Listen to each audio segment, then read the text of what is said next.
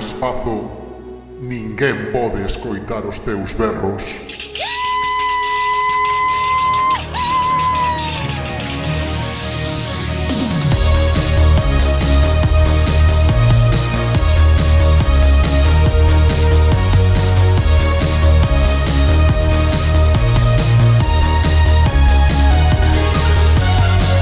A Caixa Negra da Nostromo.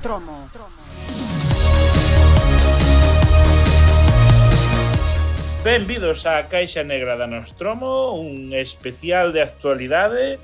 Outra vez andamos cando aos tempos.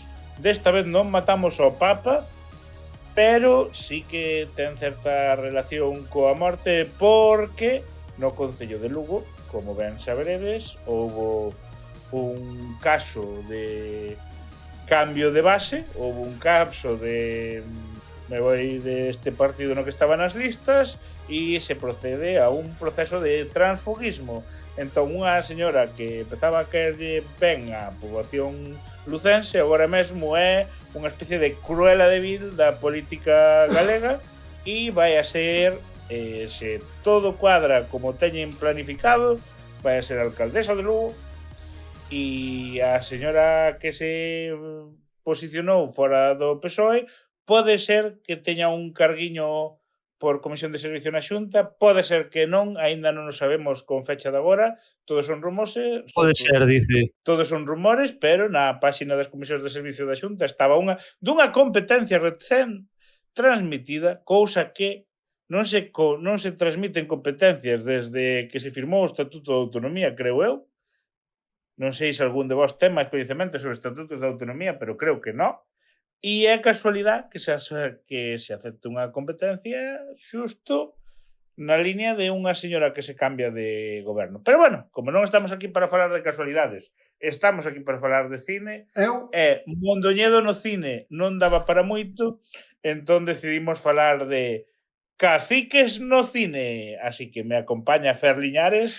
Moi boas, Pacos, moi boas e moi boas a todos os ouvintes aquí da Caixa Negra. Encantado de estar un día máis. E teño que dicir que en vistas do rentable, verdade, que é isto do transfugismo, eu declárome transfuga á venta. Desde aquí, desde este micro, agora mesmo, a min por 25 euros e un par de bolsas de chetos pandilla, eu falo ben da peli que me digades, podo falar ben de Ons, incluso, se queredes. Atrévome a... Como están transfugas? Ahora que comentas que gravamos un podcast en castellano. Cuidado, cuidado. Ao mellor, cando sae este episodio, ou ao mellor non, dependendo do moi rápido que sexa o noso amigo de Podcast al Desnudo, habrá un episodio no que salgamos nós falando castellano. E dito isto, estou moi con erótico resultado. Moi orgulloso dos nosos seguidores porque non houbo mención a este tema, non houbo ningún exaltado, non, botándonos a bronca por isto. Pareceme ben. E quédame presentar outra vez a Paco, que todos coñeceredes, e Paco, aí o tedes. Que tal, Cocallo? Estou encantado de estar aquí outra vez máis. E ademais este programa, cos seus matices, recórdame moito aquel especial electoral que fixeramos, acordádevos, en 2023 xa, mira que xa choveu ao principio ao final da legislatura anterior, que fixeramos todo aquel rollo, puxeramos a que nosos seguidores votasen pelis favoritas e demais, fixeramos o programa así moi ben postos, como se fóramos tertulianos e non souberamos o que estamos falando, é dicir, realmente tal cual como que somos, non sei, deu máis unhas vibes parecidas. Tivemos que facer moitos esforzos para non coller películas do especial eleccións e repetilas. É verdade. Ainda que estou moi contento, acabo de acordar dun tema que non traíamos para hoxe, pero este remake que viches ti del gran despilfarro, Paco Cela, deixoume tolo, de película da que falamos naquele especial de eleccións. Sí, señor. Non me acordo como se chamaba a peli, o remake, pero que ben que alguén decidira facer algo semellante. Peliculón. Ben, entremos en materia. Fer Liñares, que película sobre caciques mítica da que todos vimos escenas en Instagram porque nos salieron fragmentos ou nos deu a turra a nosos pais con tens que ver esta película porque tal nos traes hoxe? Bueno, empeza con unha que é 100%... Dime, Paco. Iba a dicir que non vos olvidedes tamén, se a peli da que estou pensando, que foi a película máis citada polo teu cuñado progre despois das últimas eleccións en Castilla e León. Está aí. Sí, é verdade que é unha peli moi de profesor progre tamén, non? De moi de poñerlle os rapaces na escola, ao mellor, pero sí. O VHS queimado xa de tantas Aí. generacións.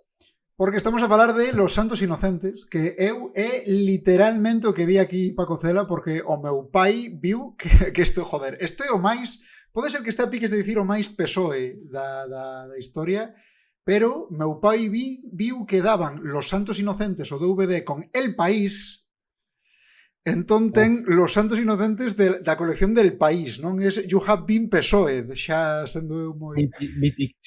Mitiquísimas coleccións de cine del país. De izquierdas neste país. Hai a colección do PSOE,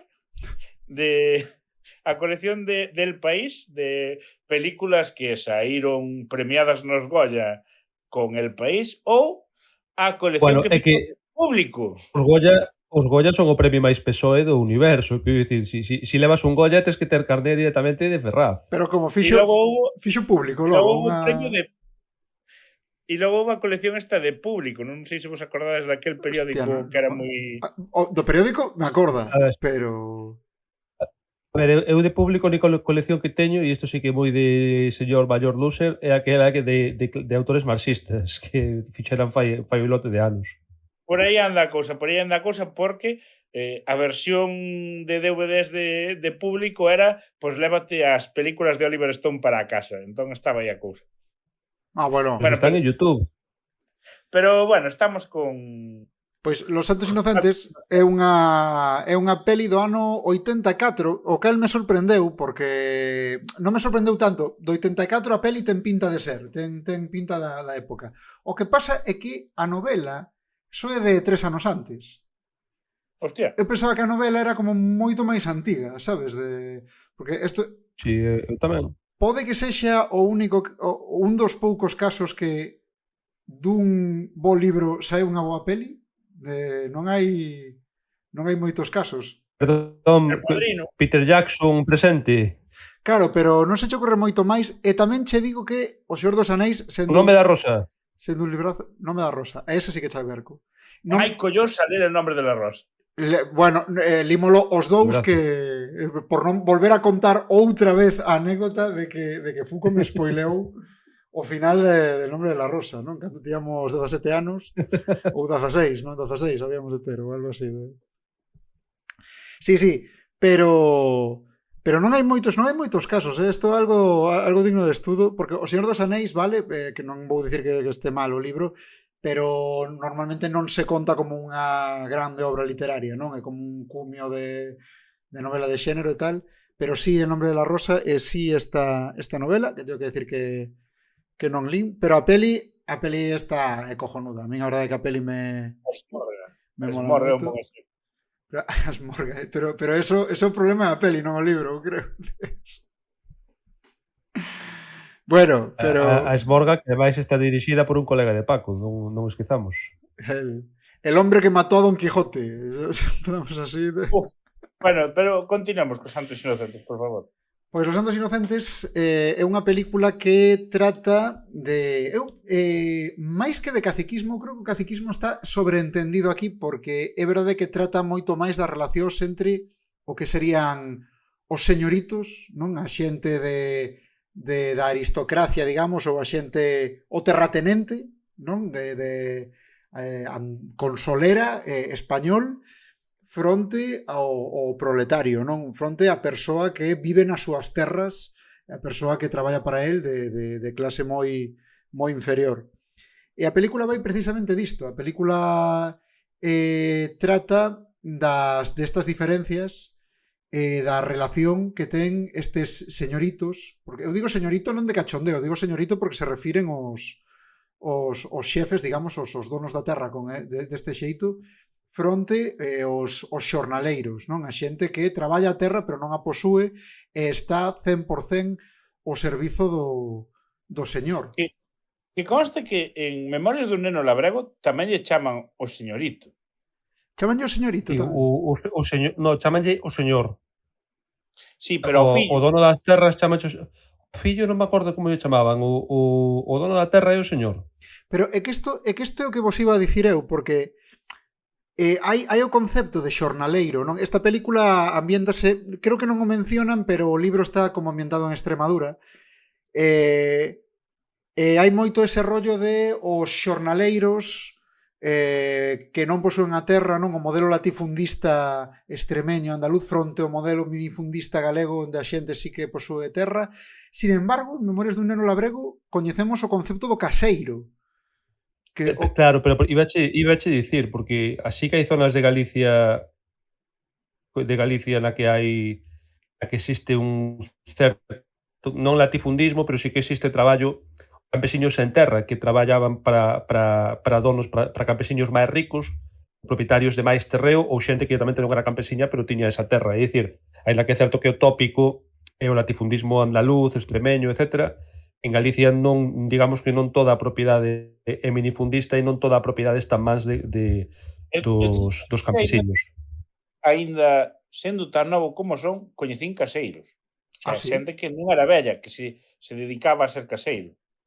É que claro, penso que isto é algo... Que curioso o cambio semántico que hubo na palabra caseiro a partir da entrada do mercado Sí, alugueiro. de verdad, tío. É unha pasada. Sí. Bueno, Memorias dun neno labrego, que é unha obra cumio da literatura galega, sin embargo ten unha das miñas frases favoritas xamais escritas en castelán, que precisamente a di o fillo do dono do señor da terra, que lle di aos colegas falando en castelán: mirad, allí está el hijo de mi casero, es un cagarolas. Esa é unha frase que me mola moito. De memoria. Eu ese libro aínda volvín ler o ano pasado e teño que reconocer, a ver, vou facer un spoiler de Memorias do labrego porque todo o mundo leu na ESO obligado, así que non vai sorprender a ninguén, pero teño que dicir que cando lle botan o veneno por raposo e lle morre o can, aínda adulto, 30 e moitos anos, o ano pasado, co libro na man, puxime a chorar como unha puta magdalena. O sea que grande Neira Vilas. Teño que recomendar a versión teatral que a vin en Santiago hai un par de meses, e mola a Dios, e teño que dicir que me sei o inicio de memoria. Eu son Balbino, un rapaz da aldea, como a quen di un ninguén, e ademais pobre, porque na aldea tamén é Manolito. Carallo, non hai quen lle tuse. Sabía algo máis, pero... Que mítico. Bueno, tamén un saúdo aquí para un colega meu, porque ante a palabra latifundio eu sempre me acordo cando éramos rapaces moi novos, estábamos no equipo de fútbol, unha vez nos tocou xogar contra o San Marcos, e fomos ali ao campo que teñen en San Marcos, e chegou, veiu o campo aquel e di, hostia, vaya latifundio, non? Sempre é unha memoria que sempre teño, un recordo que sempre teño aí. A memoria dun neno futboleiro. Sí, memoria dun neno futboleiro. Deberíamos volver aos Santos. Bueno, pois isto foi os Santos Inocentes que vos pareceu, non? Está ben a peli. Pregunta de Instagram. Os Santos Inocentes é a mítica escena de aquí saben escribir hasta los máis pobres e que pon aí os labregos a escribir, bueno, escriben todos o seu nome, non? Tal de... Sí, porque é moi curioso, non? Como hai esta total sumisión e total devoción dos xornaleiros polo seu señor, e o seu señor é un tipo, aquí non nos presentan a un aristócrata que é bastante hábil, porque ele é consciente disto e xoga moito no seu favor no tema de que ás veces fainos sentir máis cercanos, máis próximos a él, pero cando chega o momento de poñer as distancias, ponas. E logo ten este tipo de cousas como que parece que os está poñendo en valor, pero que está presumindo de mira o que sabe facer o meu can. Sabes, un pouco por ese... Nesta peli hai unha cousa que na miña casa xa un chiste familiar, que é ir de caza e que unha persona faga de can. Porque os humilla tanto que a un deles teno adestrado para saber onde están as perdices e os coellos, entón o tipo xa posa como un can e lle di por aí, tal, e lle levanta as perdices. O Labreo que fai eso, interpretado por Alfredo Landa, nun dos seus mellores papéis, seguramente. Esa escena é acojonante, tío. Se o comparas co Destape, claro, que é un dos seus mellores papeles. Está aí e despois Ou Manolo Los Lanuit. Serrano, Como? Paco, de... ou Los Serrano, que recordemos que era o irmán maior de Diego Serrano en Los Serrano. Alfredo Landa. Que dis? Sí. Alfredo Landa en Los Serrano. Pero que sae nun capítulo Acordadevos ou algo que así. en varios episodios, acordadevos que Antonio Resines e Jesús Bonilla eran irmáns na Sí. serie. Eran Diego e Santiago. Pois tiña un irmán maior, que agora non me acordo como se chamaba, pero que era Alfredo Landa, que foi como un dos seus últimos papéis. Hostia, primeira Non noticia que Serrano. teño desto. Nunca... Hostia, Non, Alfredo Landa estivo en Los Serrano. Que tiña edad para ser o pai deles, sí, pero facía de irmán maior. non teño recurso Los Serrano na cabeza ahora mismo. Pois hai dúas escenas das que eu me acordo moito desta peli. Unha é esta que contou Paco e a outra é unha que bueno, que é menos... Spoiler. Non é spoiler, é simplemente bastante chorras que a fai, que creo que Francisco Rabal o que a fai, que o fulano sempre que vai facer algún traballo ou manual, o tipo mexa nas mans, saca a pirola e mexa nas mans, e frotas máis no mexo. Claro, fai un par de veces, nun momento alguén lle pregunta e di, es que si non me se agrietan, non? Entón eso era como un chiste que a xente que vin a peli facíamos moito este comentario de íbamos a mexar igual e di, es que si non me se agrietan, non? Es que, antes de programar código na oficina, Sí, espera como vai. Pero que hubo varios, es que si non me se agrietan. Entón, Antes de ponerte a cociñar. que xa é triste ter este recordo dunha peli tan seria, pero bueno, que o mexo sempre fai risa, non? Entón, claro, pois... No, pero é mítica, porque eu tamén o escoitei falar desa escena como unha das escenas máis míticas da película, cando se fan pis na man. Dice en plan, vale. Esta película, Yeah. o que me gusta, e medio comentario spoiler, pero a peli xa ten 42 anos, é que a liberación ven por parte do discapacitado. O sea, o momento máis tal do personaxe do que máis se rían, que máis puteaban e tal, é o que ao final acaba sendo o elemento máis digamos, revelador e impulsador dun cambio político no sistema. Unha peli moi recomendable. É unha peli, claro, igual sorprende que a recomendemos, porque é bella, ten unha factura bella, ademais, de peli española dos 80, 100%. Francisco Rabal polo medio, está Terela Pávez, hai actores que, bueno... O sea, digo que é raro porque factura moi bella. Non estamos dicindo de que vai porque non ten argumento, é unha serie de situacións, digamos, que se ven. E ademais é unha peli moi dramática e moi seria, pero non é unha peli aburrida en absoluto, é unha peli moi interesante, os actores están estupendos, e ademais, joder, se tendes un pouco de corazón político, digamos, ou de corazón rebelde, é asomarse a unha cousa que existía en España ata non hai tantos anos, e que ocorreu de verdade, non? E ver que cousas máis horribles pasan. Podoche decir que conozco casos de xente votando a unha liña política porque pode ter traballo no verán nas brigadas, e iso pasa, e os votos marcados. Quero dicir, non é cousa do século XIX nin de principios do siglo XX. É un sistema que está aí. Solo que isto o retratou nunha película. O tema é, o sea, eu teño unha pregunta para vos, porque dices que isto non vai de nada, vai de situacións. Estou pensando en El Camino, que non la obligaron a leer na ESO. Tampouco vai de nada. Tampouco vai de nada, non? Debe ser algo moi de Delibes, o de... O sea, porque metíante nun apuro, preguntábanche, despois de ler o libro, un examen, de que vai? E tú, pues, se hace camino al andar. Non te metían nun apuro, Paco, metíante en El Rincón del Vago, que era o ChatGPT de antes. Sí. Isto estou me acordando a mítico capítulo de Seinfeld, que eu non sei se vos vía de Seinfeld, Era que moito mellor que Friends. cando o tipo dicía era moito máis gamberra que Friends, moito máis incorrecta. E había unha parte no que o tipo ten que presentar unha idea, porque o tipo é como cómico na serie, non? E ten que presentar unha idea a un canal de televisión. E non se lle ocorre nada, e cando chega ali di pois a serie vai de nada. Ocorreuse que podemos facer unha serie que non vaya de nada. Non é así, o tipo quere vender como unha especie de metaidea cando en realidad o que pasa é que non se lle ocorreu nada, non? Literalmente. Estou pensando que aquí que Miguel Delibes xa se antepuña un pouco aí a Jerry Seinfeld, non? De o libro A non, mí- pois non vai de nada, pois pasan cousas. A min de Seinfeld molábame un capítulo no que o tipo se queda rayado porque vai ao dentista e o durmen e os colegas que son uns brasas dicenche, no, eso é que te violou o dentista. E el bota todo o capítulo defendendo o dentista porque moi bon dentista, non sei que, non sei cuánto, entón acaba non crendo que foi violado polo dentista. E o capítulo acaba revelándose que deteñen o dentista porque dormía a xente e a violaba.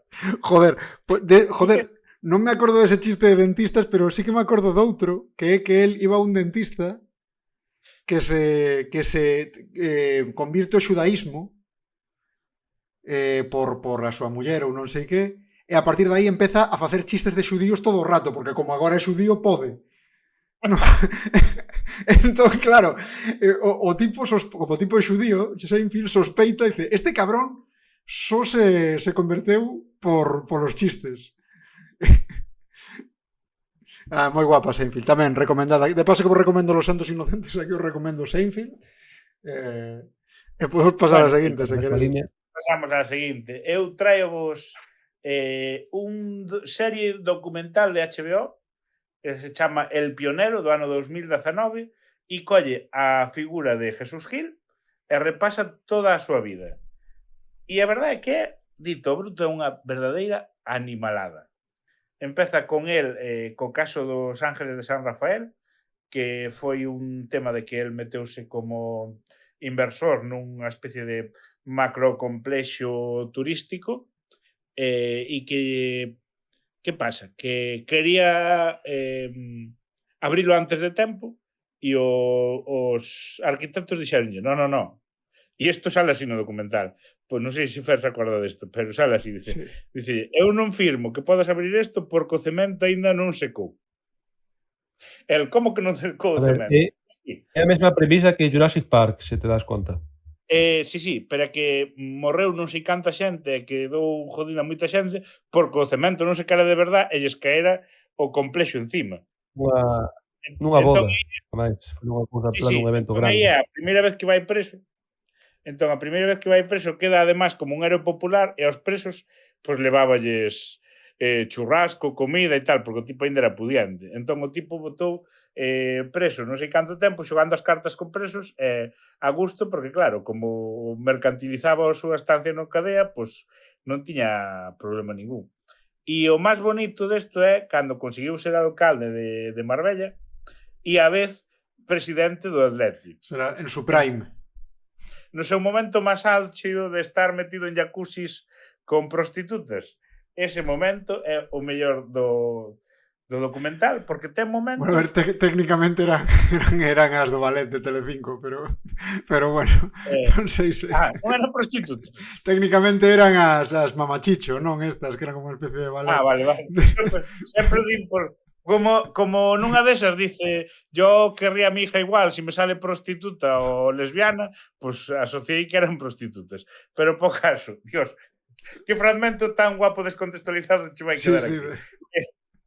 Po caso, nesa época fixo unha cafrada moi grande que foi pues como era presidente do Atleti, alcalde de Marbella e el mismo, cando lle facían falta cartos como presidente do Atleti, collía do Concello, cando lle facían falta cartos no Concello, collía do Atleti, e cando lle facían falta cartos el, pois collía dos dous sitios. Total, era cabecilla das tres contas. A min... E conta outra historia brutal é que cando se lle entoxou que tiñan que fichar a Futre. E din, el, que, bueno, era un tipo normal corriente, dice, chegan ao sitio onde estaban os futbolistas e dice, a ver, cal é Futre? E el, pois non sei, me parecen todos iguales. E empezou a mirarlles nas zapatillas, a ver cal puña futre para falar con el e fichalo. E depois tes un cacho do documental no que está futre aí falando de Jesús Gil, pois moi bon tío, me pago bastante bien. Que futre tamén é outro tunante, tío, que non sei se é neste documental ou se é noutras declaracións que lle vin. Dice, claro, eu, no, ven este español aquí que ven con cartos e tal, ti tira para arriba, non sei que. E me dixo, a ver, ti, que canto queres cobrar? Eu dixenlle, pues, a ver, invéntome as cifras porque eran pesetas e xa non sei. A ver, ti, canto queres cobrar? 100 millones. Vale, cobrado. Eu fui pensando, merda, tiña de que ter dito 200. E logo, é un coche, que queres? E futre. E pensando, vaya, vou dicir un coche guai, un Porsche. E o Gil, veña, pois un Porsche, el merda, tiña que ter pedido un Ferrari. Eu, recomendadísima. Creo que a serie é increíble, tío. Se sabes disociar desto que rir por non chorar, se sabes disociar un pouco así, eu pasei, disfrutei moito vendo a serie, a verdade. Ainda que botei moi en falta que saíra Gil Kong, que era o personaxe de Jesús Gil del Informal, que non sei se vos acordades, que pillaban a peli de King Kong de Dino de Laurentiis. Olvidalo. E puñan aí a Florentino Fernández imitando a Jesús Gil. Era fascineroso. Era Gil Kong, non? Socialistas mafiosos. O tema aí tamén do caciquismo local e tal. E unha das cousas que di no documental polo baixiño é se o tipo non se houbera creado o seu propio partido e se houbera metido no PP non saltaba nada. Pode ser, eso por ir a competencia. Pero isto sí, por mostrar. Isto sí que a serie deixa cho caer, non? En canto pillou un par de alcaldías por aí, saltaron as alarmas nos partidos tochos e empezaron a traballar activamente en buscarlle merdas, a verdade é que é increíble como actúan como mafias. É buenísimas. Se tedes 4 horas da vosa vida, meteivos este documental, porque además vai increchendo, non? Presentanche o personaxe como un tipo que se fixo a si mesmo na cadea e tal, e despois ves o final que é top, total. En serio, 100% recomendado. Isto hai unha cousa que me sorprendeu e me gustou, que un dos que peor falan del no documental é o seu irmán. E isto me fixo gracia, tío, de canta carraxe tes que ter o teu irmán para que despois de morto empeces a soltar aí, porque que ademais recordo unha parte a que di no, Jesús siempre fue muy mujeriego, muy putero. É neste documental no que insinúan que pode ser que non estuvera morto? Non creo, non me acordo disso. Non estás confundindo con Michael Jackson?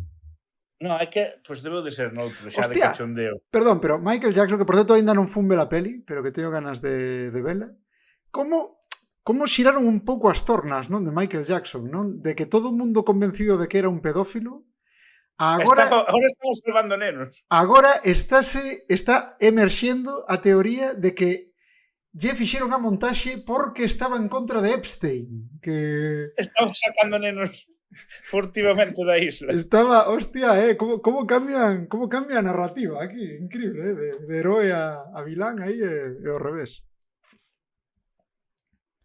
O sea, que estás dicindo que era un heroe cando era un pedófilo e un vilán cando resulta que iba en contra de Epstein. O sea, como cando Batman se pegou con Superman. Eran os dous pedófilos. Claro, aí de... A ti tamén te gustan os nenos? Por que dixeches iso? Por que dixeches la patrulla canina? A ti tamén che gustan os nenos? Aí, non sei. Marta! Quen é Marta? Quen é Marta? Marta é a miña filla. Ai, que nos ten. Estaba aí... nos cancelado, padre. Xa non queren facer a comunión. Iba a facer un chiste sobre o noso director xudeu favorito, pero faise solo. Hostia, hai moitos, Aí non o pos fácil. Paco, que película nos trouxeche? A ver, eu a verdade que son un puto vago, entonces trouxemos a mesma película, vou falar dela varias veces ao longo do podcast de hoxe, pero realmente non porque vai a falar especificamente da mesma película, senón da mesma historia. Vou empezar polo final. Vou empezar por un puñado de dólares e diredes: "Por que carallo estás falando dun western nun programa sobre caciques? Equivocacheste de episodio". No, non me equivoquei de episodio. Imos falar de caciquismo, imos falar da figura do cacique. Cando falamos de caciques moitas veces pensamos, non, nun alcalde que gana as eleccións e mantén o poder dunha forma máis ou menos, digamos, exprimindo os mecanismos democráticos e os cartos de todos, pero realmente un cacique en orixe non significa exactamente iso. O cacique pode ser unha figura desligada do poder desligada do poder institucional, pero que exerce de verdade o poder político porque a persoa que por cartos, por contactos, polo que sexa, ten máis recursos no sitio onde é cacique, non?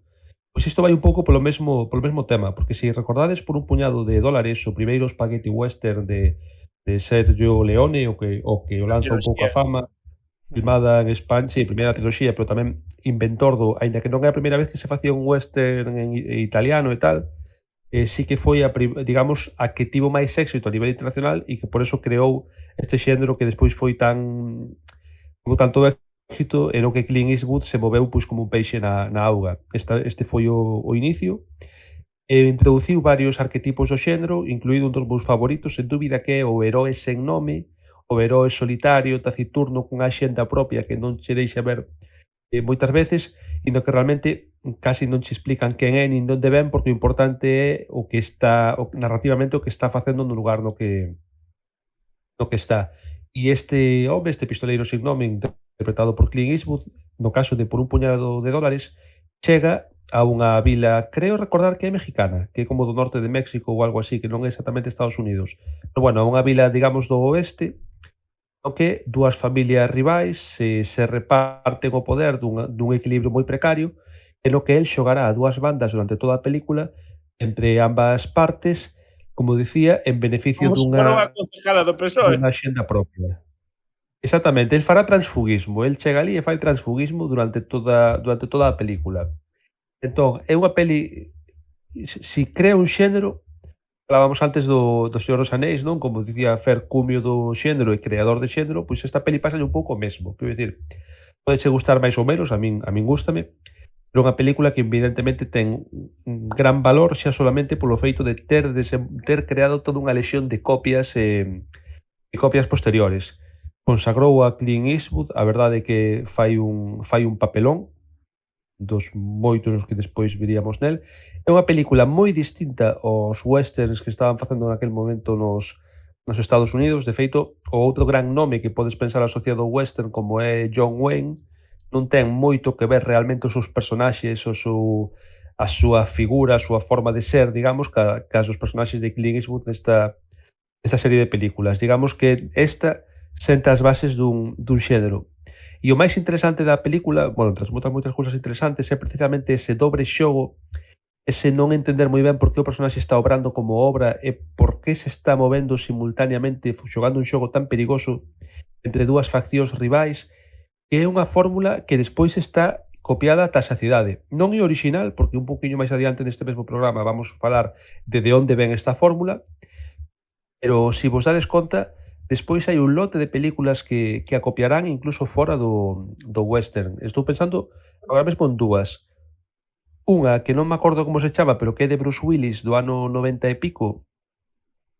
Entre dos fuegos pode ser El último hombre ou Entre dos fuegos. Son a peli do ano Last Man Standing, do ano 96, de Bruce Willis, na que é esa mesma historia, pero na lei seca. Ele é un gángster que chega a un pueblo onde hai dúas familias mafiosas que teñen medio repartida a zona e tamén xoga un pouco a dúas bandas. E despois outra peli que me recorda moitísimo, outra vez con Bruce Willis, a premisa de Por un puñado de dólares, é o caso Slevin. Non sei se a vistes, a que de Bruce Willis e Josh Hartnett. É exactamente a mesma historia. De feito, a mí unha peli que tamén me mola bastante. É exactamente a mesma historia. Perdón, película onde volves a ir o noso comodín de actor racializado, que é Ben Kingsley, non? Porque nesta ocasión, de que raza fai Ben Kingsley? Nesta ocasión de xudeu. Pero eu creo que o que estás comentando é un pouco o que pasou cos Sete Magníficos, que é unha liña argumental tan levable a outros xéneros ou outras condicións Home, hasta o que espazo se pode levar. quero dicir que podes dicir vou facer un remake desto, Sí, pero vou non levar ao espacio, como os Sete Magníficos do espacio. Clarísimamente. Neste caso, O si caso, dúas Migueles, que ten que ver co caciquismo esta película? Pois que na vila esta de por un puñado de dólares hai alcalde, hai un poder institucional, digamos, pero non exerce como tal, porque está sometido ás dúas forzas neste caso que se reparten o poder do pueblo. De feito, hai unha escena bastante mítica na que Clint Eastwood ten un, digamos, show cunha serie de pistoleiros dunha das familias, el liquídaos e tal, e aparece un fulano que lle di: "Vin todo o que fixo, colgarás por isto, non sei que, asesino". Entón Clint Eastwood apunta pa ele e dille: "E ti que ves sendo?". Non lle di así, pero se fan dunha dobraxe en galego, espero que sexa así. E dille o tipo: "Hades a pistola", e saca a estrela e di: "Son John Baxter, o xerif". É dicir, que ata o puto xerif estaba cunha das cuadrillas de mafiosos, en plan, compartindo casa, digamos. Esa é un pouco a idea.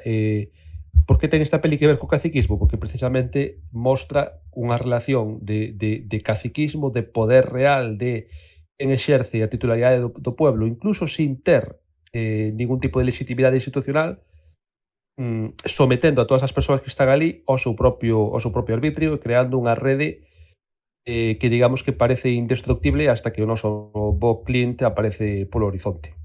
Quero contar Película. algo gracioso que pasa non nesta película, sino en O bo, o feo e o malo, pero creo que nesta película tamén pasa, e é que cando vai á armería, as caixas de madeira poñen marca Acme. En serio? Sí. Pasoume revisionando porque conseguimos en galego e revisioneinas e cando vai comprar un revólver e tal, ves as caixas de madeira pon marca Acme. É posible que Acme antigamente fora unha especie de código como destes do cine americano? Como Elm Street ou 555, Recoñeceu o sabes? director que lle molaba moito o Correcaminos e decidiu Pues poñelo vale. na película. Bueno, porque, Non é como Berro de Virgen ni claro, nada, porque me mola para a película. seguramente moitas veces vos fixastes, a xente que nos escoita, moitas veces vos fixastes de que os números de teléfono nas pelis americanas sempre empezan 555 ou que cando se dá unha dirección sempre é Elm Street. Isto é unha especie de código que teñen así no cine, non supoño que como como para evitar dar unha real ou algo polo estilo. Pero sendo E unha cousa que teño que comentar desta peli é que non me quería non comentar o clásico de música de Morricone, evidentemente. home, pero das caixas de Acme, perdón, sendo España naquela época molaba que foran de Cinzano ou algo así, imaginaste, sería hostia aquelo de Mirinda. As caixas Bueno, claro, detalle desta peli está filmada entre Colmenar Viejo, Madrid, e o deserto do Cabo de Gata en Almería. Deserto de Tabernas. Rábade.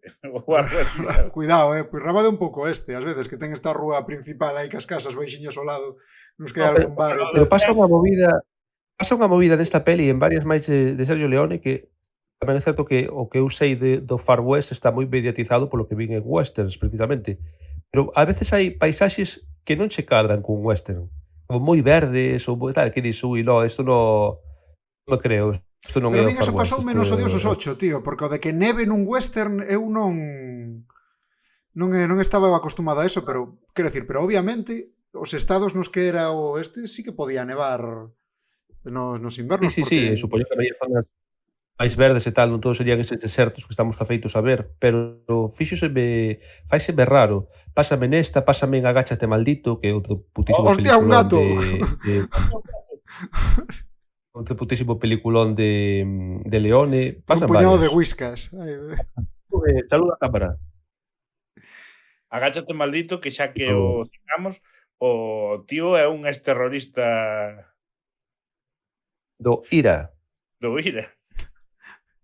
Pois, que quería volver a unha cousa que dixeches antes, Fuco, que comparabas a Clint Eastwood con John Wayne e puñas e remarcabas o distintos que eran, non? A min isto é unha cousa que sempre me fascina, porque é ben sabido que o spaghetti western é western feito por fans do western pero que non están empapados desa cultura americana. Entón, hai uns tropos que sí que manexan, pero logo hai outros que engaden e que para os americanos lles sonaba a chino, sabes? Que non por exemplo, o propio Poncho que leva home sen nome, que non sei se o leva nestas pelis ou se é algo del bueno, el feo e el malo. E, nesta leva. Ese Poncho non é algo americano. Sin embargo, para nós é algo que sí que nos evoca a western, non? Entón a min sempre me molan moito estas cousas de cando alguén dunha cultura allea lle mola moito algo, decide crear algo diso, pero acaba metendo moito de seu e acaban faltando cousas porque me parece que son cousas moi interesantes, non? E poño como exemplo disto, por exemplo, os xogos de Castlevania, non? Os videoxogos de Castlevania que son uns xaponeses que lles mola o rollo do vampiro e manexan un pouco a iconografía cristiá, non? Das cruces de non sei que, pero non o teñen moi claro. Entón, úsase unha cruz como boomerang, cousa así, non? Resident Evil 4. Bueno, pero eso devolveron os xaponeses tamén, porque nós tamén interpretamos un pouquiño a súa cultura. É dicir, cando se fan, por exemplo, mangas, animes fora de Xapón, Sí, pero que a min eso pensando parece pelis guai. como Último Samurai, que é tal cual Xapón para occidentais, sabes? Ese tipo de cousas. Claro, Que pero que a ten que min- ser un pouco raro tamén. A min eso pareceme... Tes os vídeos que hai do parque de atraccións de España japonés. Ui, sí, Que hai tío, eso é españoles boísimo. facendo turismo en Japón e se van ao parque de atraccións que reproduce España segundo os japoneses. É unha maravilla brutal. Bueno, Fer xogaba un Pokémon que era en España, non xogabas un Pokémon que estaba ambientado en España? Sí, pero eu xogaba o oficial, eu xogaba o Pokémon Purple, pero tamén xogou aquí o Paco, o que pasa é que Paco tiña o de outro color, Sí. Eu desde que podes montar nun Pokémon como se fora unha bicicleta xa non me fixo moita gracia. Está a hostia eso. No, pero a min isto pareceme guai, en verdade, non? Mólame moito este tipo de cousas. Tamén, eu que sei, como Kung Fu contra os 7 vampiros de oro, non? Tamén de... E sobre isto quero contar unha anécdota que eu creo que xa contei no podcast, pero bueno, repítome, lle dades pa de antes, se xa contei.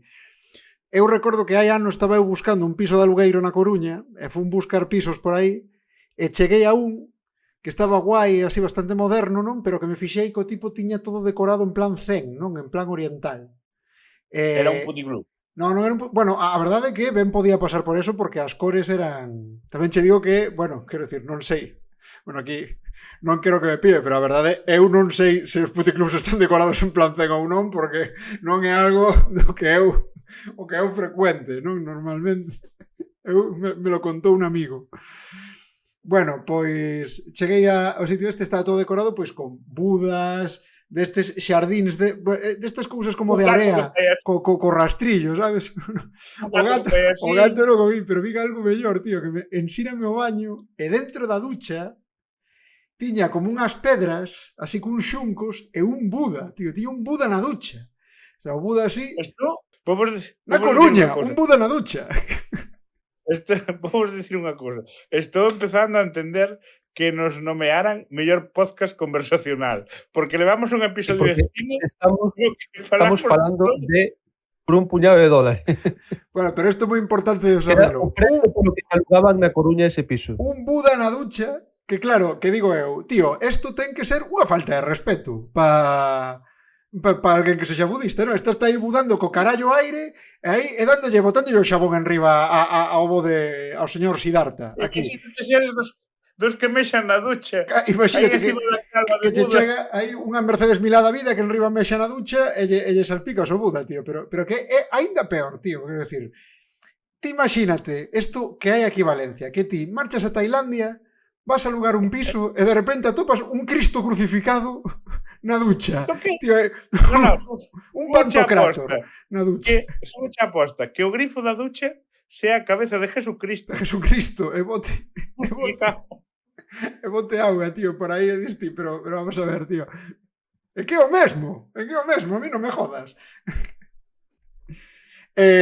Continúa, Paco, por un puñado de dólares. Bueno, non queda moito máis que dicir xa realmente. Vos ti Podíamos dedicarlle un monográfico, pero dirías que o seu personaxe sin perdón entronca un pouco cos seus personaxes no Spaghetti Western. A mí sí que me parece. A mí non me gustou, sin perdón.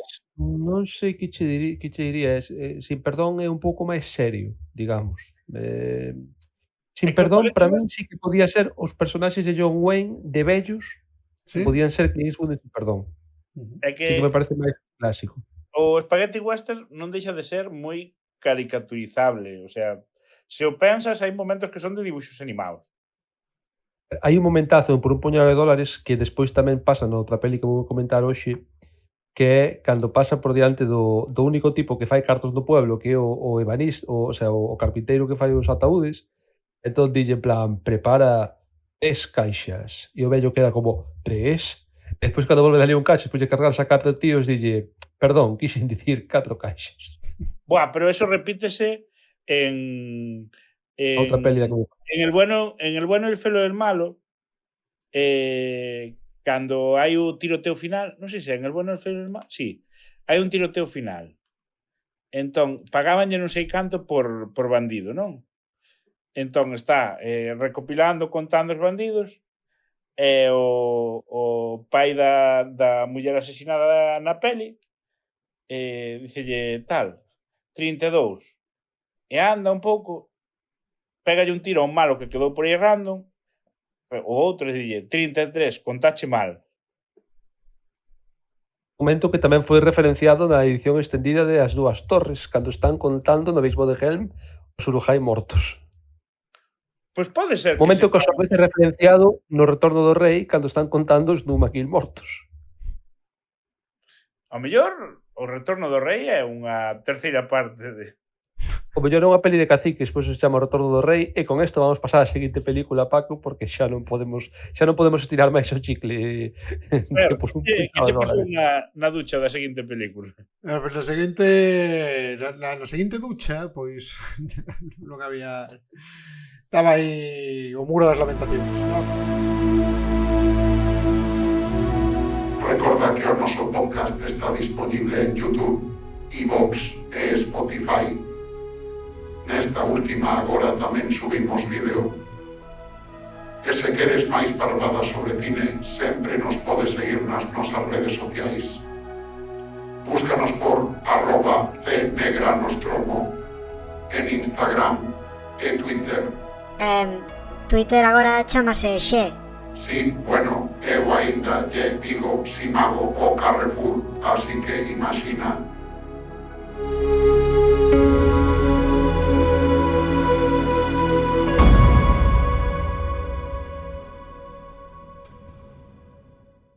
A seguinte peli da que imos falar é La Escopeta Nacional do ano 78, o sea, xa estrenando aquí Constitución, xa unha peli feita en liberdade de Berlanga, non? Mítico Luis García Berlanga. É unha das, eu diría que unha das grandes del, non? Deste tipo tan destacado. E a verdade é que é unha peli surrealista, é super graciosa, a verdade. A peli vai dun matrimonio de cataláns, que e ademais isto parece má hostia, porque eu cando a vin non contaba, case a metade da peli en catalán, porque os dous protagonistas son un matrimonio catalán. Un matrimonio de cataláns que viaxa a Madrid porque teñen unha empresa que fai timbres, telefonillos, non? Porteiros automáticos. Entón, eles queren ir a Madrid a facer contactos para que haxa algún tipo de regulamento e colarlle os porteiros automáticos deles a todas as urbanizacións novas que se están montando por aí. Que van a casa de moneda e timbre. Eso é. E acaban nunha cacería onde van, pois, isto está, claro, está ambientada no franquismo, non? Onde están aí marqueses, non sei que, ministros, tal, e xente así, pois, do mundo franquista que se dá cita para cazar. E aquelo é flipan porque ao final eles son as dúas únicas persoas normais que hai ali, non? Aquilo é un desfile de monstros, que digamos, xente rarísima, xente tola, moitas veces patética, como eles teñen que lidiar e tratar de contentar a toda esta manga de inútiles, non? Entón, danse situacións moi graciosas, non? E ademais, bueno, que completamente loser, non? Porque vanse dando de conta de que van ali a mendigar a xente que é terriblemente incapaz e terriblemente estúpida, pero aínda por riba van palmando pasta e van palmando cousas, non? De cando están ali por ese necesidade de contentar a xente. Por exemplo, vemos que o dono do coto de caza, que é un marqués de non sei que, pero claro, cóbrache se cazas algunha peza, cóbrache a peza que cazas porque a cazaches ali, non? É un pouco a forma, porque ao final está arruinado, tipo, que é un noble, pero non é desta nobleza arruinada tan mítica da España da época e un pouco da anterior, non? Pero ollo, porque lle tes que pagar a peza, pero non lle podes dicir que lle pagas a peza, porque eso é como se estuvera pedindo limos no señore, non? O señor aquí sobralle cartos, non? Que non ten un can, pero ten que finxir. Entón hai todo este tipo de situacións, non? Ou logo que hai rumores de que van destituir un ministro, entón teñe que deixar de lamber o cu o ministro e ir yo lambero a outro, co que estaba enfrentado ata hai pouco. Entón hai un montón de situacións así que poñen de manifiesto un pouco como funcionaban as cousas na época de que te tiñas que arrimar a xente para conseguir medrar no plano económico e social, non? Para mí unha peli, xa vos digo, super curiosa, super divertida e que me parece que está que vai estar de actualidade sempre por como é este país. Sabes o curioso? Que é unha triloxía. É verdade, tío, teño oído de que hai continuacións, pero hai nunca... Nacional 2, Nacional 3. Buah, pero estas, claro, quen as dirixiu? Porque xa non serán de Berlanga, non? El mismo, sí, é del. Por lo menos a terceira. A ver, a Escopeta Nacional 2, vou non buscar, que isto non... Que a ver que vai. Que isto me sonaba, tío, pero non... A segunda chamase Patrimonio... Vale, Trilogía Nacional, se chama a triloxía, pero non son pelis que están relacionadas en temática, é un pouco como a triloxía do Corneto. Estou vendo que non é unha triloxía argumental, non? A segunda serie... Non é a parella enfrentándose a outras situaciones. Non, bueno, ou sí, espera. Patrimonio Nacional, que sería a segunda triloxía. Que comparten protagonista, a 2 e a 3, pero non a primeira. Eu non sei se non será o protagonista ou un secundario da primeira. Pois pode ser, pero non estou... A familia da terceira non é o mesmo matrimonio que o da primeira, polo menos, porque estou nos vendo aquí. Pero si, a triloxía sería La Escopeta Nacional, Patrimonio Nacional e Nacional 3. Si os gustaremos las dos primeras. Pois sí, pois mira, aí teño deberes, que estas dúas non a vin. Pero La Escopeta Nacional, boísima. E moi boa interpretación de Saza, non? Mítico actor español, José, como era? José Saza Tornil, non? Creo que lle vende aí o nome. Que, se non vos sona, é basicamente o guardia civil de Amanece que non es pouco. Que nos puxemos unha foto de carallada del no redes sociais, que non morreu Tejero. Curiosamente. Pois sí, porque o pensei para este programa cando falamos, dixen, que guai, que sempre está ben falar de Amanece que non es pouco. Menos o cacique como imaxe. É que hai moi bo rollo nesa aldea, tío. Era difícil meter un cacique así que... Porque Cuerda era moi de... De feito, sí que incluímos na lista Así el cielo como en la tierra, pero non me acorda quen é o cacique aí tampouco, porque é como... E o cacique é Dios, joder. Ah, bueno. Que máis poder ilimitado que o poder limitado. Vos vistes La Escopeta Nacional? Eu hai moitos... Recoñezo. Buah, pois Fuco, aí tes unha peli guapa, Vine en 2007 ou así, no meu primeiro ano. Sí, teme boa pinta. A ver, unha vez máis, estas pelis españolas da época tes que pasar un pouco por enriba da factura, porque son feas de ver. E é lenta, non é... Bueno, pero unha das Unha das películas que máis disfrutei ver para este podcast, xa sabedes que foi Que vienen los socialistas, que é unha auténtica cutrada de película, pero que pasei, vamos, de puta madre vendo. A verdade é que sí. Eu mira, xa que a que máis disfrutei vendo para este podcast é Cristóbal Colón, de profesión descubridor. Se algún día nos dan un premio monetario tocho, poñeremos Zipizape, que vienen los socialistas y Cristóbal Colón de profesión. Hostia, eu creo Zipizape ainda bueno, pero eu creo que poñemos as outras dúas cancelados de por vida, @policía, porque... A ver, é que pasa unha movida, que a xente que ten nostalgia dos 80 ten nostalgia dos 80 nos Estados Unidos. Entón, se un día nos poñemos a reivindicar o cine ochentero español, ollillo. Vamos aí... Está vindo o fentanilo, pues podemos reivindicar la estanquera de Vallecas o el pico, ¿no? Sempre el pico, joder. Sempre... Bueno, vamos a cambiar de Joel Vaquilla. Película. Hai un tema que eu vin as dúas do Vaquilla. Para min hai un buraco de guión moi grande porque na primeira do Vaquilla cortan os collóns e na segunda sale fodendo. Bueno, unha terapia de TRT, non? Igual Sí. Igual foi algún como amador. Bueno, total. Cero programas sin facer referencias a la que se avecina. Igual só lle falta un collón como amador. Eu traio-vos agora unha peli reciente do ano 2024. Si estamos en 2026, para min non pasa o tempo. E é o biopic que lle fixeron a Trump, que é a historia de Trump, en español chamaronlle la historia de Trump, e en inglés ten un título que é algo así como Te aprendice, bueno, algo sí, polo programa que tiña el na tele, que era que se chamaba así, de Apprentice ou Aprendiz. Vos acordadesvos dun programa da Sexta que era como que era Lluís Bassat, e tiña como, era como un reality, estaba ali Lluís Bassat, o empresario catalán e tiña como un montón de gilipollas que fixeran un MBA ali, e dicía, entendes que neste episodio reto vos a que fagades un negocio e vendades non sei canto disto, e iban os tíos por aí dando pena e dando lástima, e cando acababa o programa, o que menos vendera ou o que menos madeira de empresario tiburón tubera, dicíalle Lluís Bassat, estás despedido, e lle sinalaba a porta, non? Pois isto é o remake da Sexta do programa de Trump, que ali era Trump o Lluís Bassat, que lles dicía you are fired, non? Era Vale, súa frase mítica, de feito, sí. Esta peli vai de como nace a figura de Trump apoiada noutra figura histórica estadounidense que é Roy Cohn. Non sei se conocedes o personaxe. Pois non, a verdade. Foi como unha especie de coach de Trump para enseñarlle a ser o personaje que é e agora mismo presidente de Estados Unidos.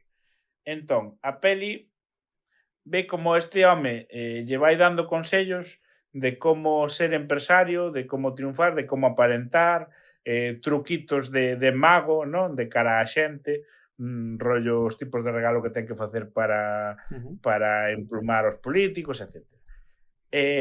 Total, que a peli narranos desde que se fai amigo do Roy Cohn hasta cando o deixa de lado, porque resulta que este político, o sea, este axudante, este coach, era gay, colleu o SIDA e morreu deso. Entón, no momento no que trascendeu que Roy Cohn tiña SIDA, Donald Trump deulle a espalda, ignorouno, deixouno de lado e seguiu triunfando. E esta peli contache como é todos estos pasos de mentoría hasta que o abandona e o tipo morre casi iba a decir na inmundicia, pero sí, por aí anda a cousa. De feito, hai unha escena moi graciosa na que Trump lle regala un reloj como de ouro a Roy Cohn, así cando el xa está nas últimas, non?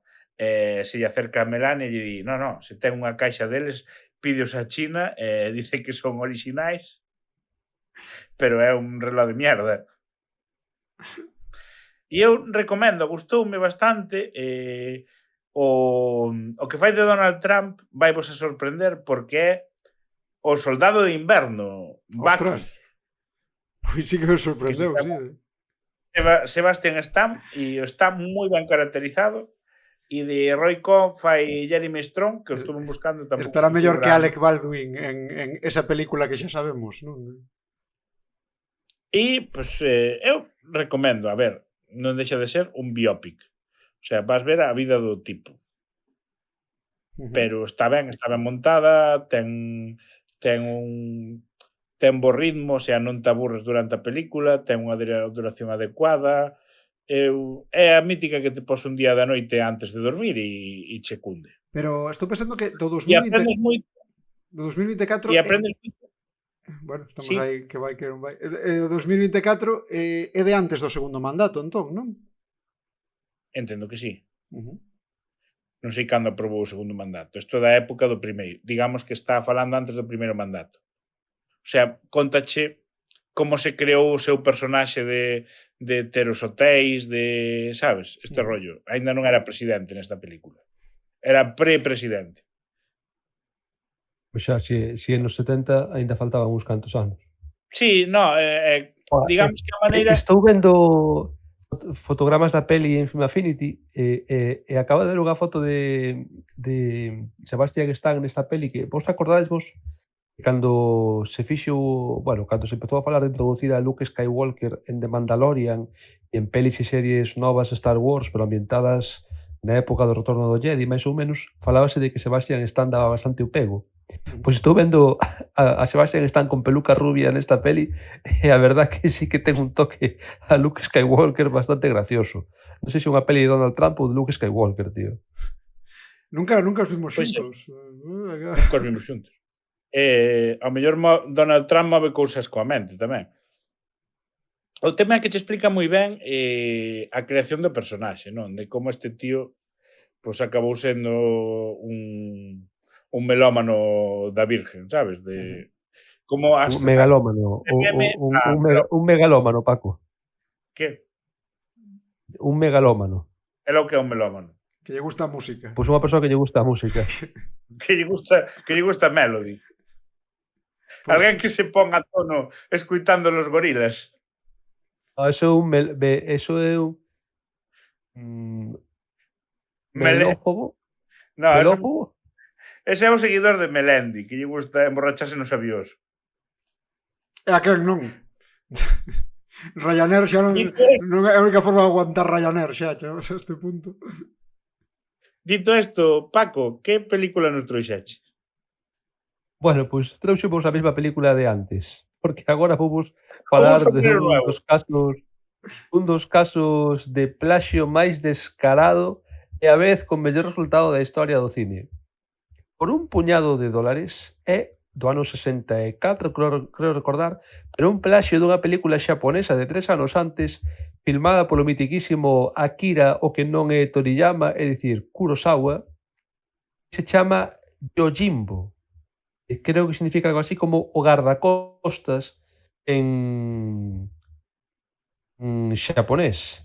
Pero costas unha... da parte de atrás do corpo, non que van aí a pola planeadora. Gardacostas de a persoa que defende a outra. É unha película protagonizada por Toshiro Mifune. Toshiro Mifune, que tamén chamado o señor que puido ser Obi-Wan Kenobi, pero que lle dixo que non a George Lucas porque non lle molaba o guión ou polo que fora. E, basicamente, esta película trata no século XIX en Xapón. Recordemos que Xapón, para os que vistes ou lestes Kenshin, Rurouni Kenshin o vagabundo, sabemos que Xapón durante o século XIX ata bastante final de século vivía aínda baixo o período Edo, que é unha especie de idade media, é dicir, o seu sistema era bastante, o sistema, a forma de vida, el grau de desenvolvemento tecnolóxico económico era bastante parecido ao dos séculos previos, non houbera un proceso análogo. E se me vaya isto. Cantas veces lle pasou a Kurosawa que colleron a súa película e fixeron un remake con vaqueros? E non lle pagaron. Probablemente unhas cantas, pero esta vez vou falar deso porque tivo un final feliz. Esta película vai exactamente do mesmo que por un puñado de dólares, é dicir, neste caso no Xapón do período Edo, un espadachín en vez dun pistoleiro chega a unha vila dominado por dúas familias rivais, das que tamén hai un alcalde que é un títere, pero por un monicreque, pero que ademais esta película suben a aposta e hai 2 alcaldes porque cada un dos xefes mafiosos dos caciques nomeou o seu propio alcalde para que lle traballe para ele e tal. Entón este tipo tamén, Toshiro Mifune, chega a esta vila e tamén cunha axenda propia, porque é un samurái sin señor, é un ronin, decide actuar pois segundo os seus propios intereses. Igual que pasaban por un puñado de dólares, atopámonos ante un personaxe cunha moral bastante laxa, aínda que, sin embargo, é capaz de certos, digamos, toques de humanidade ao longo da película. É tamén un personaxe que se caracteriza por ser, igual que Clint Eastwood era un gran pistoleiro, este é un gran espadachín, e tamén por iso pasa a ser tan codiciado como espada lugueiro polos caciques locais, e o que lle permite tamén pois converterse, digamos, nunha mercadoría de alto valor el mesmo, de poderse permitir xogar a dúas bandas porque é moi bo e sabe que calquera das dúas familias estará disposto a perdoar calquera transgresión. E por que digo que isto tivo un final feliz?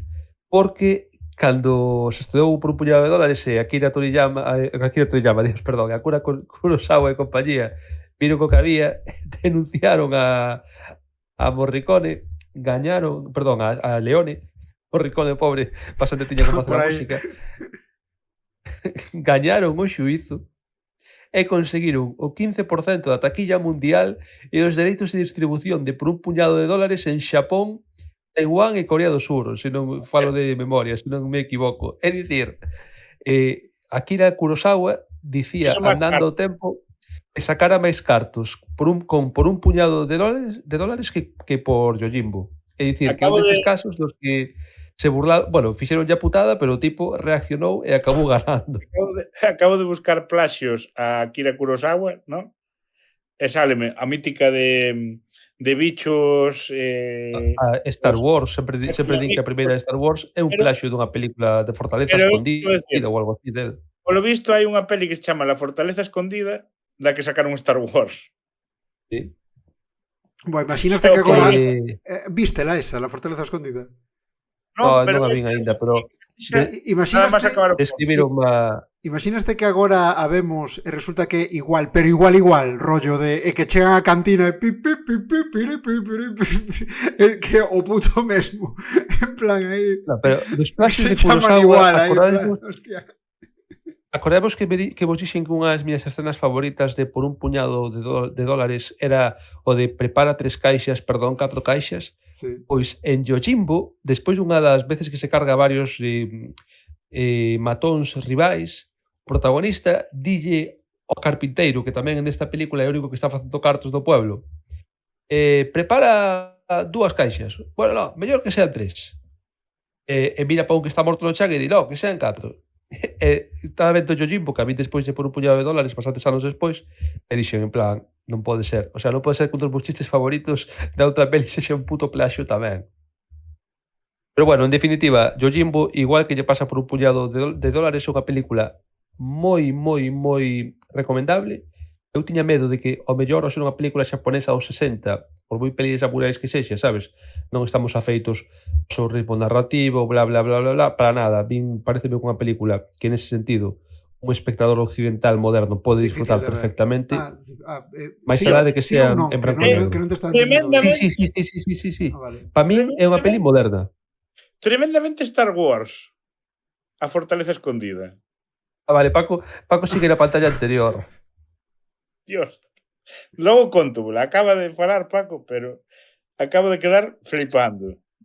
Sí, dicir que un dos malos desta película, por certo, un dos malos desta película de Yojimbo é Tatsuya Nakadai, un actor que morreu aínda bastante maior o ano pasado, tamén xaponesa da mesma época. É o protagonista dunhas miñas pelis tamén favoritas de samurais, que se chama The Sword of... Bueno, a versión conocida internacionalmente é A Espada da Perdición, The Sword of Doom, en xaponés Dai Bosatsu Toge, que como detalle direi que esa outra peli é a película na que se baseou Tarantino para as coreografías dos 88 maníacos en Kill Bill.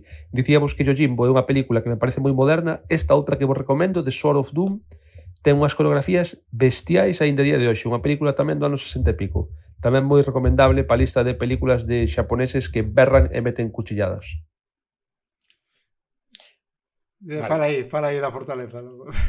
Vou vos contar. 2 campesiños farrapentos que escaparon tras ser capturados polo exército de Yamaha e obrigados a enterrar os mortos, discuten polo camiño e deciden separarse, mais son capturados novamente.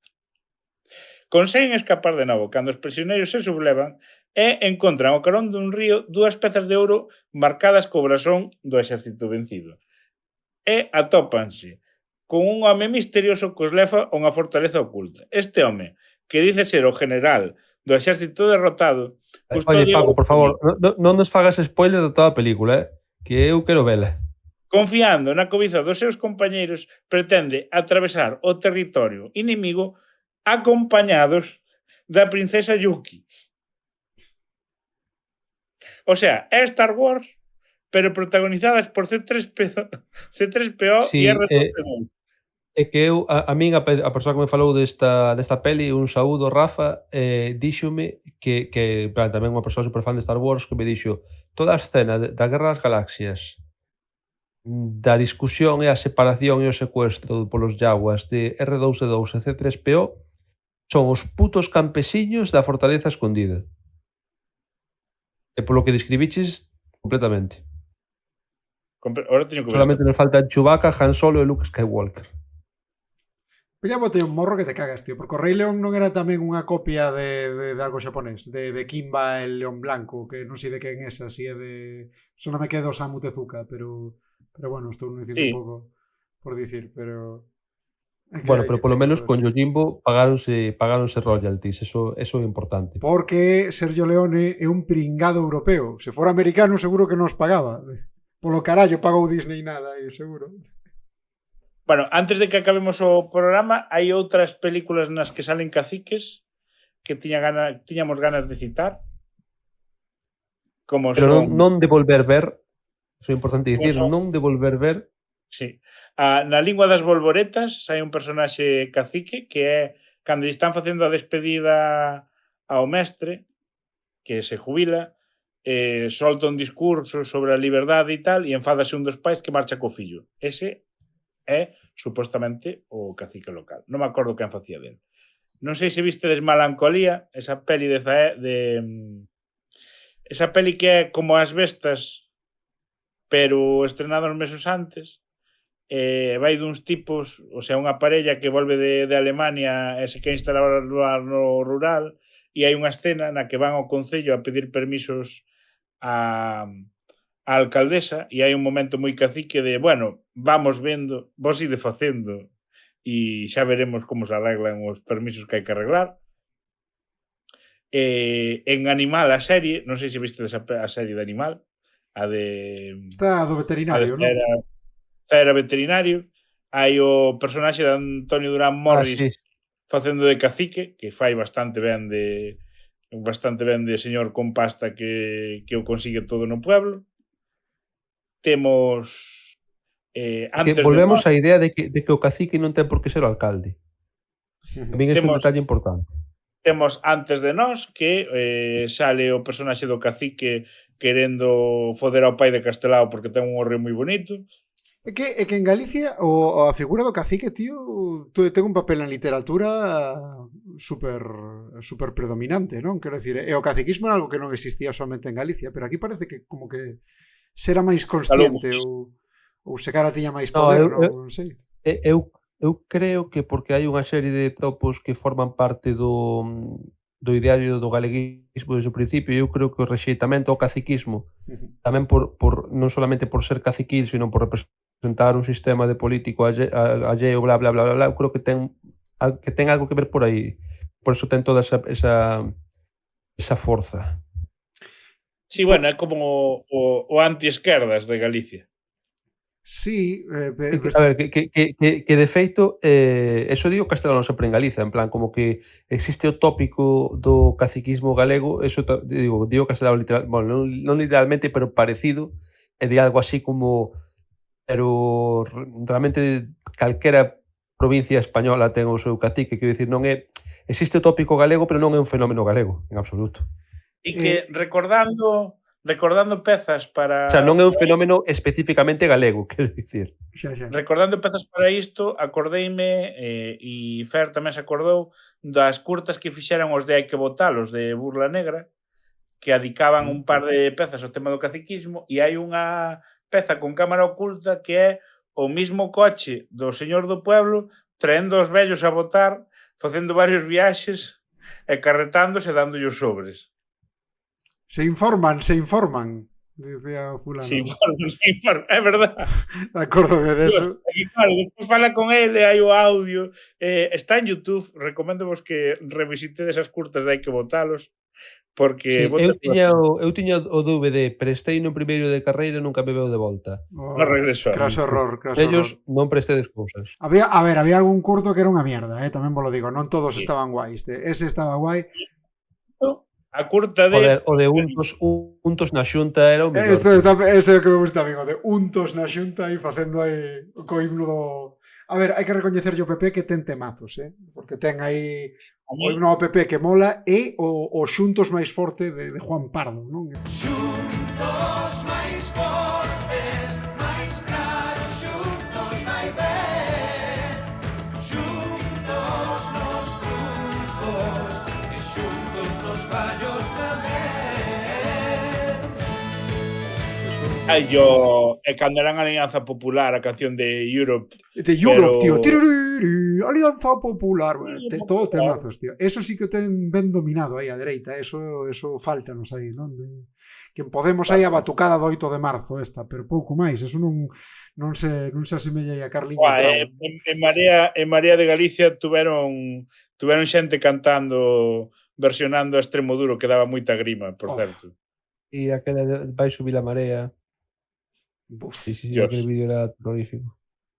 Menos, o bloque ten dúas cancións de Anxo Quintana. O reggaetón de Anxo Quintana... O reggaetón de Quintana ten a de Galicia será a nación, que é un temazo, vamos.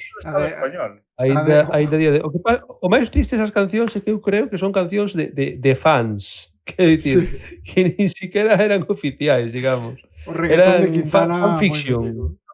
Como lle vin, Como lle chama? Sí, pois, joder, que iba... Mira, xa se me foi o que... sí, que estábamos falando do caciquismo en Galicia. Tío, que para este programa estou pensando, non hai peli do Porco de Pé. Pareceme raro que non haxa peli do Porco de Pé. Tampouco hai peli da que citamos antes de Memorias dun neno labrego e pareceme moi ofensivo que non existe. Non hai peli de Memorias dun neno labrego. En serio. É que o sea, hai pelis de Asmorga Lobos Andeus, joder, que se chama O Corpo Aberto, que é moi raro que un relato random de terror de Ferrín, dun libro de Ferrín, teña xa peli propia, a máis unha longa dun relato. Efectivamente non haxa Memorias dun labrego, non haxa ninguna destas. Hai unha curta de O vello que quería ver o tren. Tamén hai que ter en conta unha cousa, non sei, por exemplo, se Neira Vilas en algún momento estivo interesado en levar eso ao cine, porque como tamén correu aí relativamente pouco tempo, fará uns 10 anos, quero dicir, a época de facela igual xa pasou, e non sei o interese, falo sin ter putería o interese que podía ter neso. Habendo obra de teatro, é que alguén o guionicou. Ainda que eu non digo estreo no cine, pero ainda que sexa un telefilm da Galega ou algo así, tío, pareceme...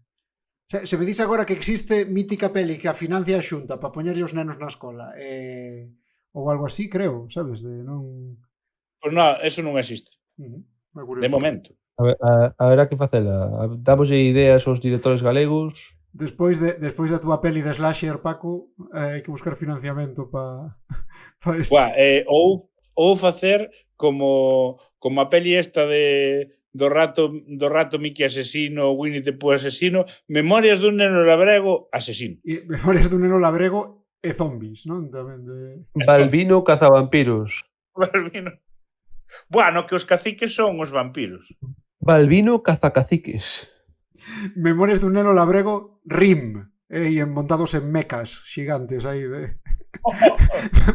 Con sachos gigantes. Memorias dun neno labrego 2, agora é persoal. Bueno, oye, que había Electric Boogaloo. un Neira Vilas verse, Esas novelas, Joder. Cartas a Lelo, aqueles anos do Moncho e tal, transcorren no mesmo universo. Hai personaxes que se Balbino un O secundario Caballino nas de outras Buxo. novelas e tal. É Sí, dicir, sí. aí hai un universo propio, pouca broma. Bueno, ou unha peli de con caciques que me gustaría nomear que existe, pero non volver ver nunca máis, é Cero programas sin falar de Prisoners of the Pero Ghostlands. como pode ser que sexa Nas que a peli da que máis falamos neste podcast? Prisoners of the Ghostland. Con mala que é. o dueño do pueblo, o papichulo ese de co traxe blanco e evidentemente o cacique que o Claro. manda Nicolas Cage a recuperar a súa churri. Solo hai unha explicación, e é porque lle estalan un collón a Nicolas Porque está un Cage. collo a Nicolas Cage. Sí, Canta xente terá visto esta peli? Porque lle metemos a gana no corpo de que a vexa e logo se cagarán en todo, tío. No, porque metemos a gana, no, decimoslle, non a vexades. non a vexa, xa, Non a vexades. pero que é moi A ver, difícil. é que eu vi Non vexas esta eu fun peli aquel na cine que lle Europa- estoupa un collón a Nicolas Cage e que eso é un oxímoron, tío. O teu corpo recibe sinais contradictorias, sabes? eu fun aquel cine Europa convencido de que íbamos ver un remake de Escape de New York. Sí. Cando vin a reseña desta película dixen, no, non é o que eu quería ver. Pensei que nos Ya. íbamos descojonar, fatal. No, el descojonouse Nicolas Cage. Sí, literalmente. Puto Sion sono. Bueno. Dito isto, dentro dun ano volverá a haber eleccións, en Lugo a xente votará e veremos que sale, non? Sí. A ver se hai algunha sorpresa, se hai algún fichaxe máis, non? Se eres Elena Candia e chegache hasta aquí, coméntanos no vídeo Hola, Elena.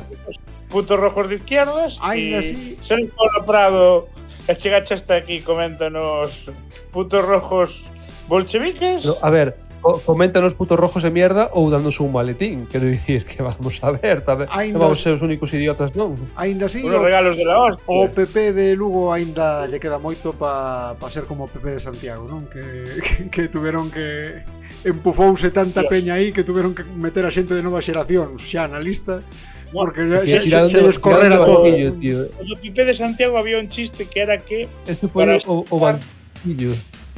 houve un chiste que era para agilizar os trámites os plenos do Concello fanse en Mondoñedo. Que bueno, vendo como están las cosas. Pois, Hombre, No, para agilizar os trámites houve un momento que parecía que iba a haber que facelos en Teixeiro, tamén che digo, para agilizar os plenos. que En moralexa, absoluta. moralexa, partidos que levades moito tempo sen gobernar, non intentades devolver os favores todos de vez. Ide os poucos, porque senón vos pasa como PP Lista de Santiago. espera de favores, joder. Claro, coño, hai un pouco unha cola de favores, aí de acabas un, empezas co outro, pero que senón ten barullas, non hai Dios. Dito isto, se algún Claro, político pues- quere ir por a caixa negra da Nostromo, está libre de vir, sexa da postura que sea. Eso. Vámonos a escojonar igual. Bueno, pois nada, eu creo que é momento de dicir fala, povo, fala. Eso.